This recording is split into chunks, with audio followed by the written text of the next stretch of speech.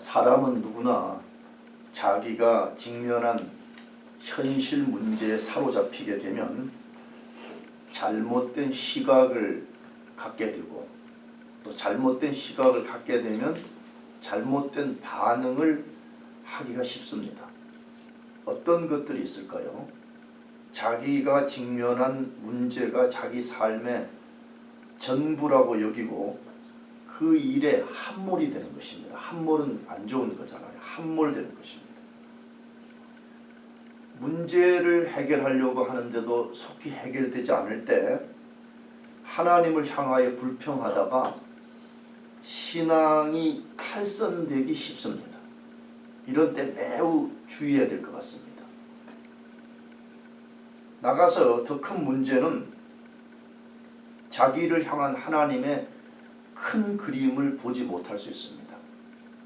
자기 문제에 함몰이 되어서 하나님이 우리를 향해서 가지신 큰 그림을 보지 못하는 실수에 빠질 수 있습니다. 이런 잘못에 빠지지 않는 원리는 무엇일까요? 현실 문제보다 더 중요한 본질의 문제를 생각하는 것입니다. 본질로 다시 돌아가는 것입니다. 하나님이 중요하게 여기는 것을 우리도 같이 중요하게 여기는 것입니다. 나가서 우리를 향한 하나님의 큰 그림을 보는 것입니다. 하나님은 어떤 큰 그림을 그리고 계시는가, 이걸 보는 것이 굉장히 중요합니다. 그러면 우리가 그렇게 할 수 있는 좋은 수단, 근거는 무엇일까요? 그것은 복음이라고 생각합니다. 뭐라고요? 복음. 그래서 우리가 알지만 위대한 사도 바울이 복음을 전하러 다닐 때에 보면 한 번도 자기가 쓰면 철학적 사고를 전했다거나 현실에 직면한 어떤 그 문제만을 해결하기 위해서 열심히 노력했다 그러지 않고, 그는 살든지 죽든지 복음을 전했다 그렇게 되어 있습니다. 왜냐하면 복음만이 앞에서 우리가 소개한 그러한 문제를 해결할 수 있는 유일한 것이기 때문에 그렇습니다. 그렇다면 그 가운데 우리가 예수님의 승천을 생각하는 것이 매우 중요합니다. 우리가 예수님의 승천이 우리 현실의 문제와 무슨 상관이 있냐고 생각하기 쉽습니다. 우리가 어떻게 생각하면, 아니 예수님이 2000년 전에 승천하셨는데 그 승천한 것이 오늘 우리 현실의 문제와 무슨 관계가 있냐, 이렇게 생각하기가 쉽습니다. 그러나 절대로 그렇지 않습니다. 승천은 우리 삶에, 우리 존재에 밀접한 영향을 주고 있습니다. 왜 그렇죠? 첫째로는 우리의 영원한 삶에 절대적 영향을 미치고 있습니다. 영원한 삶에 절대적 영향을 주는 것입니다. 나가서 지금 우리의 삶에도 절대적 영향을 주고 있습니다. 굉장히 중요합니다. 승천은 우리와 상관없는 게 아니고 우리 현재의 삶과 우리 영원한 삶에 밀접한 아주 관계를 갖고 있고 영향을 주고 있습니다. 지난주에 제가 예수님이 승천하신 이유는 약 10가지 이상이 된다고 말씀을 드렸고, 예수님의 승천은 구속사의 최고봉이라고 말씀을 드렸습니다. 왜 최고봉인 거죠? 예수님의 승천이 없었다면 예수님의 죽음과 부활은 헛된 것이 되었을 것이고, 우리는 절대로 모든 악에서 구원받을 수 없었기 때문입니다. 그러므로 우리가 예수님의 승천을 깊이 생각하는 것이 필요합니다. 그러면 예수님이 왜 승천하셨을까요? 첫 번째로는 장차 모든 그리스도인들이 영원히 거할 처소를 준비하려고 승천하신 것입니다. 장차 우리 모든 그리스도인들이 영원히 거주할 처소를 준비하려고 승천하신 것입니다. 굉장히 중요하잖아요. 장차 우리가 영원히 거주할 처소를 예비하러 갔다. 이것보다 중요한 게 어디에 있겠습니까? 요한복음 13장을 보면 예수님이 이 땅에 계실 때 제자들을 떠나서 승천하실 것을 반복적으로 말씀했습니다. 그때 그 말을 들은 제자들이 큰 근심에 빠졌습니다.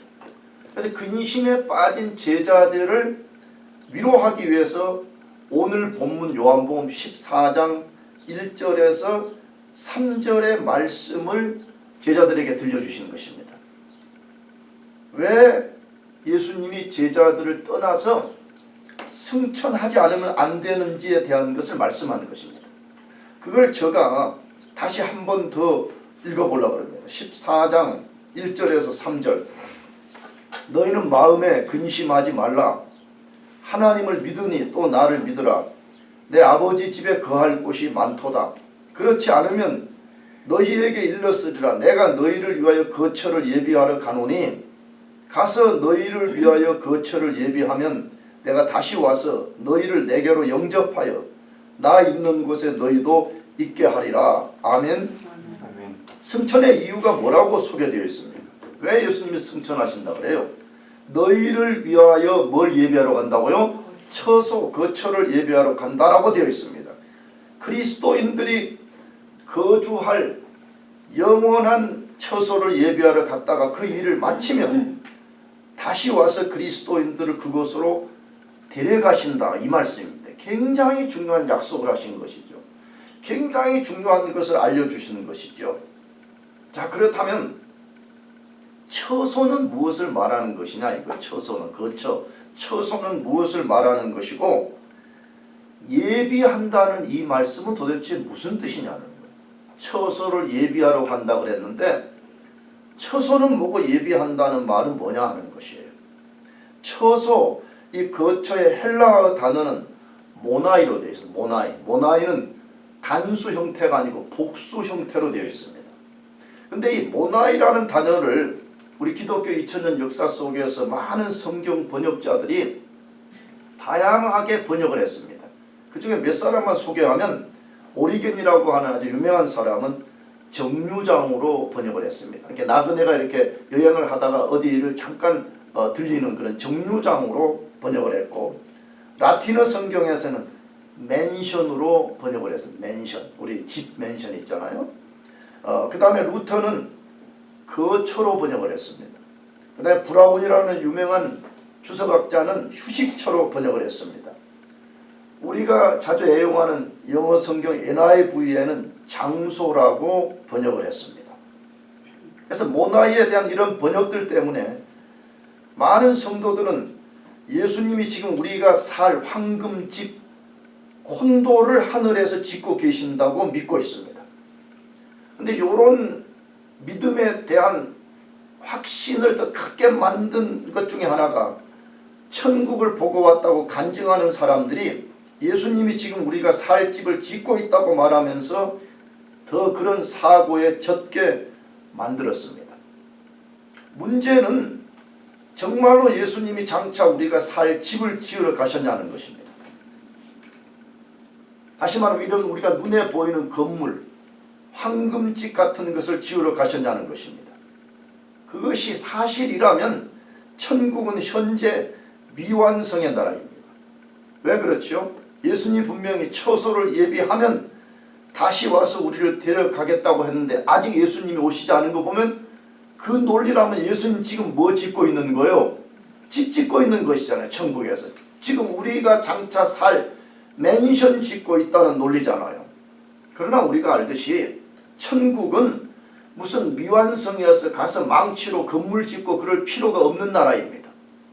영원 전부터 영원까지 완전한 나라입니다. 믿습니까? 천국은 무슨 미완성이고 불완전한 그런 나라가 아니잖아요. 그렇다면 처소는 무엇을 말하고 처소를 예비한다는 말은 무슨 뜻이냐는 것이에요. 처소는 하나님을 가리킵니다. 누구를 가리킨다고요? 하나님. 그럼 이것을 조금 더 포괄적으로 말하면 천국을 가리킵니다. 계시록에서 분명하게 하나님과 천국이 우리가 영원히 거주할 처소라고 분명하게 말씀하고 있습니다. 무엇이 우리의 처소라고요? 하나님, 천국이 우리의 처소라고 말해요. 심지어 에베소서에서 바울은 우리를 하나님이 거할 처소라 그렇게 표현했습니다.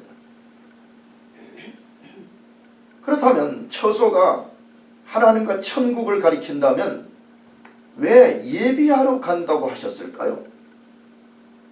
하나님과 천국이 처소라면 왜 그걸 예비하러 간다 그렇게 말씀하셨냐는 것입니다. 다시 말씀드리지만 문자적으로 우리가 거할 집을 건축하러 가시는 것이 아닙니다. 건물을 짓는 것이라면 그냥 단순 논리로 생각해 봐도 되잖아요. 건물을 짓는 것이라면 전능하신 하나님, 전능하신 예수님이 말씀으로 단번에 지을 수 있습니다. 믿습니까? 처소를 예비한다는 뜻은 우리가 하나님께로 나아갈 때에 하나님이 우리를 받으시기에 합당하게 만드는 행위를 말합니다. 우리가 천국에 들어갈 때 우리를 천국에 합당한 존재가 되게 만드는 것을 말합니다. 이걸 다른 말로 하게 되면 우리가 하나님 안으로, 하나님이 우리 안으로 들어오시기에 합당한 상태가 되게 만드는 것을 예비하러 간다 그렇게 말하는 것입니다. 그러면 왜 합당하게 하는 것이 필요합니까? 우리가 알듯이 모든 인간은 죄인이기 때문에 그 모습으로는 하나님 앞에 한 발자국도 나갈 수 없을 뿐만 아니라 하나님 속으로 들어갈 수 없습니다. 나가서 천국 속으로 들어갈 수 없다는 말이 되는 것입니다. 죄를 제거하지 않고는 우리는 하나님 속으로 들어갈 수가 없습니다. 죄를 해결하지 않고는 우리는 천국에 발을 디딜 수가 없습니다. 그래서 예수님이 이 땅에 오셔서 십자가에 죽으시고 부활하시고 승천하셔서 자신의 몸을 하나님께 제물로 드리셨습니다. 하나님이 그것을 받으시고 우리 죄를 용서하시고 우리가 하나님 속으로 들어갈 수 있게 하셨습니다. 꼭 우리가 여행을 마치고 자기 집으로 돌아가듯이 천국을 그런 개념으로 지금 직개념을 쓰는 거예요. 직개념을. 우리가 공부하다가 직장생활하다가 여행하다가 얼마나 피곤해요. 그러나 집에 들어갈 때 스위트홈 얼마나 좋아요. 그런 것처럼 천국을 지금 그런 개념으로서 우리들에게 소개해 주는 것입니다. 그런 이런 모든 일련의 과정, 다시 말하면 우리가 하나님께 받아들여지고 하나님이 우리 속에 들어올 수 있게 하시는 이 일련의 모든 과정을 너희를 위하여 처소를 예비하러 간다 그렇게 말씀한 것입니다. 할렐루야. 아멘. 그러므로 돌아갈 집이 있다는 것은 행복한 것입니다. 반대로 돌아갈 집이 없는 사람은 가장 불행한 사람입니다. 이 사실을 가장 극명하게 보여주는 미국의 한 사건이 있었습니다. 그것은 1899년에 미국에서는 유명한 두 사람이 죽었습니다. 한 사람은 위대한 복음 전도자 드와이트 무디였고 또 한 사람은 미국의 유명한 정치가하고 사상가인 로버트 잉거솔이었습니다. 잉거솔은 유명한 불가지론자로 소개되고 있습니다. 그래서 그는 여러 책을 썼는데 그 중에 하나가 나는 왜 불가지론자인가라는 책을 썼습니다. 이 사람은 그의 전기를 읽어보면, 그의 글을 읽어보면 미국 전역을 다니면서 하나님과 성경을 조롱하고 공격하는 사람으로 유명했습니다. 그는 지금 있는 이 세상이 전부라고 말했습니다. 반면 무디 목사님은 가는 곳마다 예수님은 살아계시고 예수님은 우리의 구세주고 우리 죽음 후에는 천국이 있다고 전했습니다. 그래서 무디가 우리는 성경은 진리고 생명이기 때문에 우리는 성경을 사랑해야 된다고 가는 곳마다 외칠 때 잉거솔은 반대로 성경은 허위이고 우화이며 잔인하고 음란하며 거짓말이라고 소리쳤습니다. 하나님은 없고 이 세상이 전부라고 비웃었습니다. 잉거솔도 성경을 연구했다고 그래요. 근데 연구한 이유는 오직 하나님을 비웃고 조롱하며 성경의 오류를 발견하기 위해서라고 했습니다. 그래서 잉거솔이 이렇게 하고 돌아다닐 때 잉거솔과 아주 친한 유명한 설교가 필립 브룩스라는 목사님이 계셨는데 이분이 임종을 앞두고 아무도 자기를 만나지 못하겠다고 그래요. 죽음이 가까웠을 때. 그런데 잉거솔만큼만 자기를 찾아오게 했다는 거예요. 사람들이 놀라는 거죠.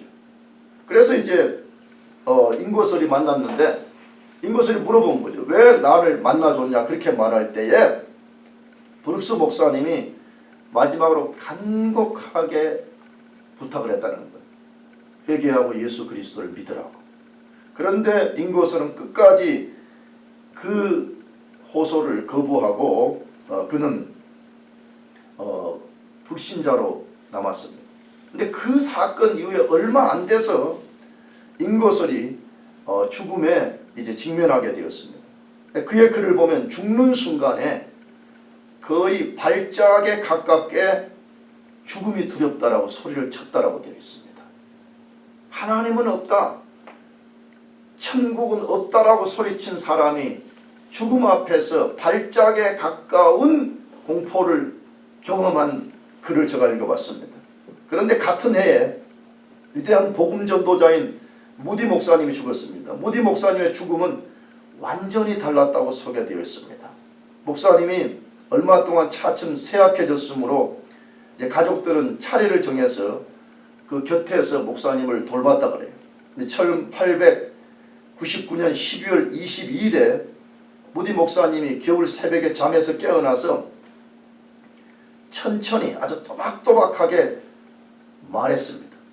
땅이 물러가고 하늘이 내 앞에서 열리는구나 라고 똑똑하게 말했다는 거예요. 그때 아버지를 병간하던 아들 윌이 급히 아버지 곁으로 달려가서 아버지 지금 꿈을 꾸고 계시는 거지요? 라고 말했다는 거예요. 그때 무디 목사님이 대답하기를 아니야 윌, 이것은 꿈이 아니야. 윌, 이것은 정말 아름다운 광경이다. 뭐라고 말할 수 없을 만큼 좋구나. 이것이 죽음이라면 그것은 정말 달콤한 것이구나.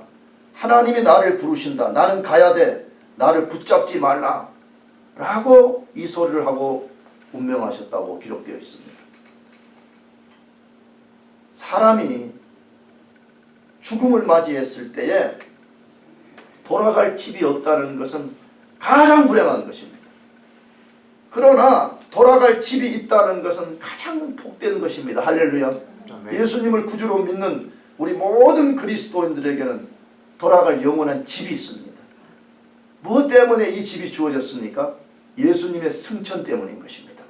그러므로 예수님의 승천을 묵상하면서 그분이 우리가 돌아갈 영원한 집을 예비하셨다는 것을 믿고 소망 중에 살기를 축복합니다. 두 번째로 왜 예수님이 승천하셨습니까?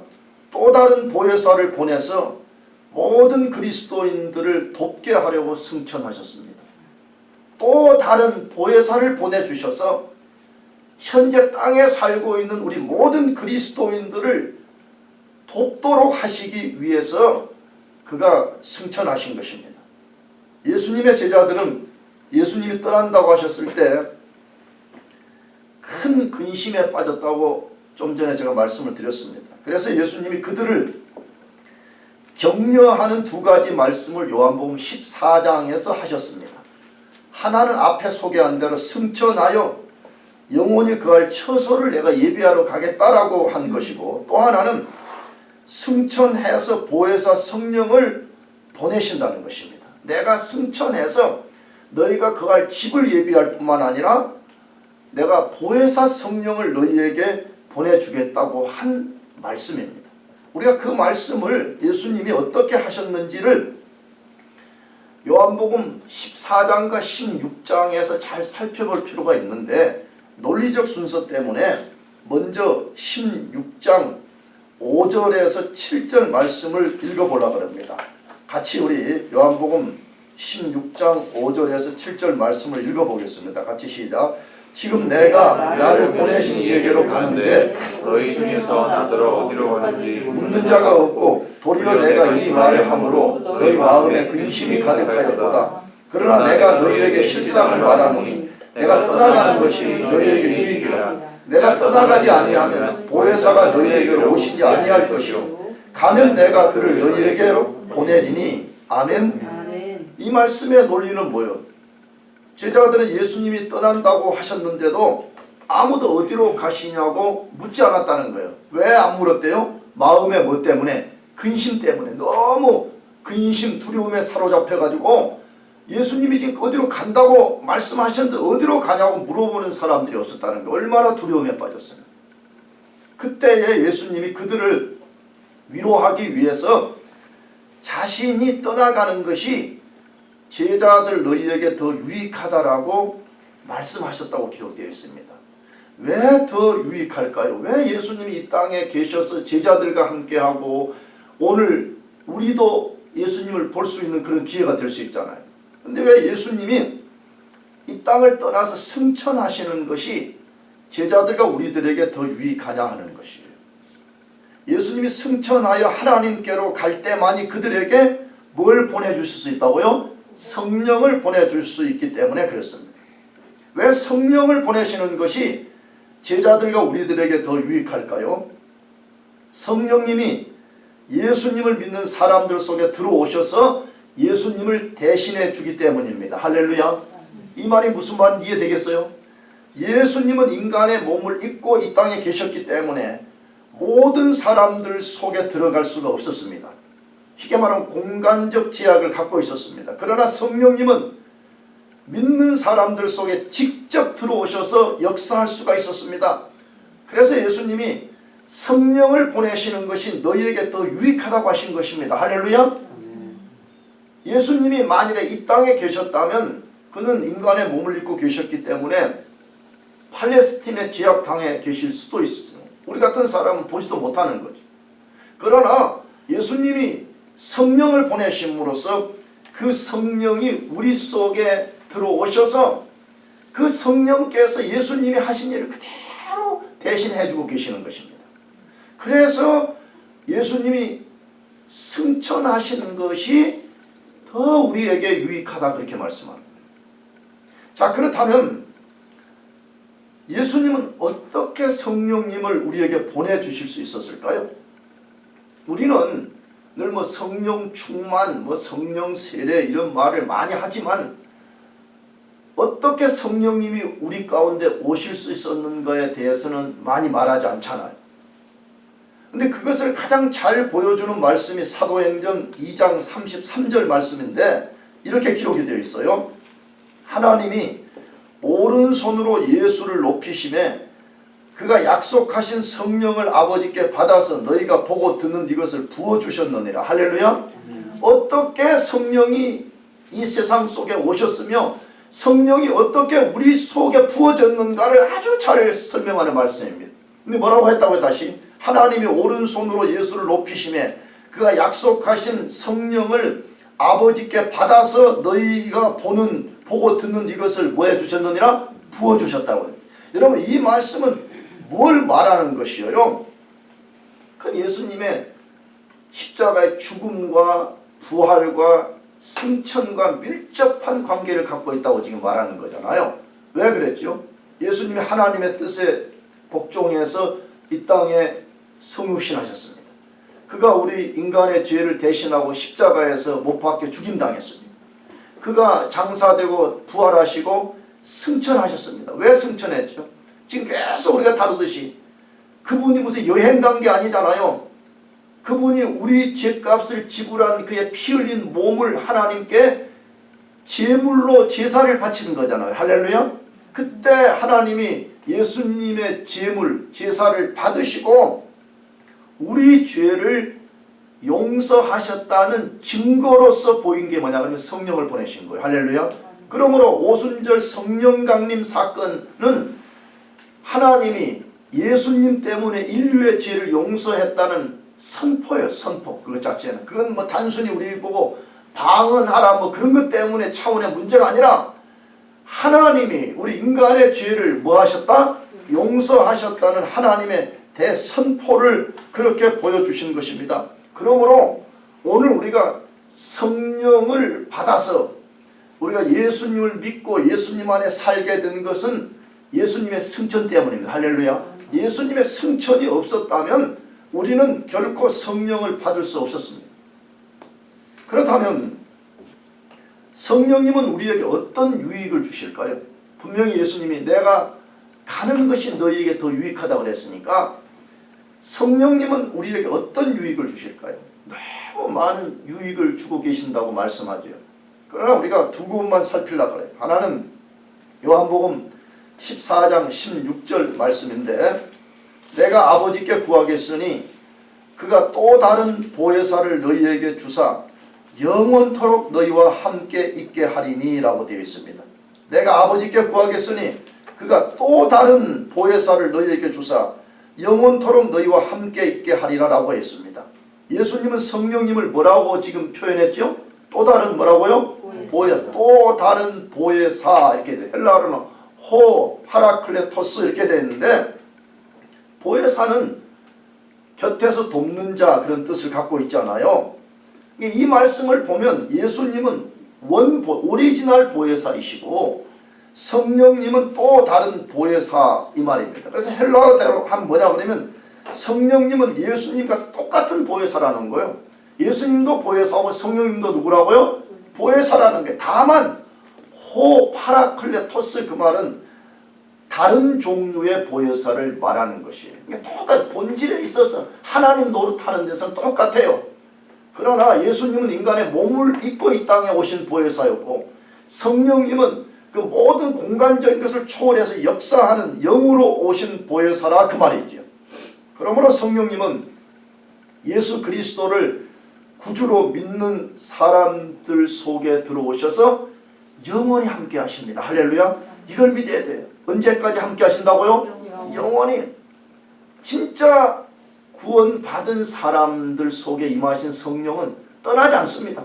여러분이 뭐 조금 과격하게 말해서 주일 뭐 빠지고 뭐 좀 해도 그 성령님은 떠나지 않습니다. 심지어 여러분이 어떤 죄를 짓는 상황에서도 성령님은 떠나요, 안 떠나요? 안 떠나십니다. 성령은 영원히 우리와 함께 해주십니다. 할렐루야. 그러면서 보혜사 노릇 해주시는 거예요. 보혜사 노릇을 해주시는 거예요. 근데 그분이 보혜사 노릇을 구체적으로 어떻게 해주시냐는 거예요. 그것을 요한복음 14장 26절에 소개하는데 그 말씀을 짧게 요약하면 이렇게 되어 있어요. 우리에게 모든 것을 가르치고 예수님의 모든 말씀을 생각나게 해주신다 이렇게 되어 있습니다. 그러니까 이 말씀은 딱 두 가지예요. 모든 것을 뭐 해줘요? 가르쳐줘요. 그리고 예수님의 모든 말씀을 뭐 해준다고요? 생각나게 해줘요. 자, 근데 이게 이제 해석상의 문제를 좀 많이 갖고 있어요. 어떤 문제를 갖고 있냐? 모든 것을 가르친다는 이 말이 진짜 말 그대로 모든 것이냐 이 말이에요. 근데 우리 개혁주의 관점에서는 이 모든은 뒤에 예수님의 모든 말씀과 맥을 같이 해서 성경 말씀과 관계된 것이라고 좀 제한적으로 해석을 하고 있습니다. 그것이 저는 맞다고 생각해요. 성령님이 하시는 일이 뭐냐? 예수님이 이 땅 가운데 오셔서 행하신 일과 그가 선포한 진리를 다시 생각나게 만들어서 우리가 그것을 믿고 의지하고 그걸 따라 살게 만들어주는 일을 하십니다. 할렐루야. 굉장히 중요한 거다. 굉장히 중요한 거다. 그래서 우리가 자주 말하지만 성령의 역사가 없이는 우리는 성경을 단 하나도 깨달을 수가 없어요. 아까 보세요. 임거솔이라는 그 유명한 사람이 성경을 연구했다잖아요. 그러면 만약에 단순 연구로서 했다 그러면 단순의 연구에도 어떤 우리 같은 결과를 만들 수 있다면 그는 위대한 아마 신자가 됐을 거 아니에요. 근데 죽는 순간까지 하나님이 없다, 천국이 없다 소리친 이유는 뭐예요? 성령의 역사가 없이는 성경을 깨달을 수가 없기 때문에 그런 것입니다. 그래서 성령님이 우리 속에서 예수님이 말씀하신 것, 예수님이 행하신 것이 무슨 의미가 있는지를 깨닫게 해주시고 믿어지게 하시고 우리가 어려운 중에도 그것을 믿고 살게 만들어줍니다. 할렐루야. 그러나 저는 개인적으로 이 모든이라는 모든 것을 가르친다는 이 말을 저는 좀 개인적으로는 확대해서 저는 해석합니다. 정말 성령님은 모든 것을 말씀하실 수 있습니다. 할렐루야. 우리의 생각을 통해서 우리의 마음을 통해서 우리가 성경을 기억하지 못할 때도 성령님이 그걸 통해서 우리를 가르치고 있다는 것을 우리가 깨닫잖아요. 얼마나 많이 우리가 그것을 깨달아요.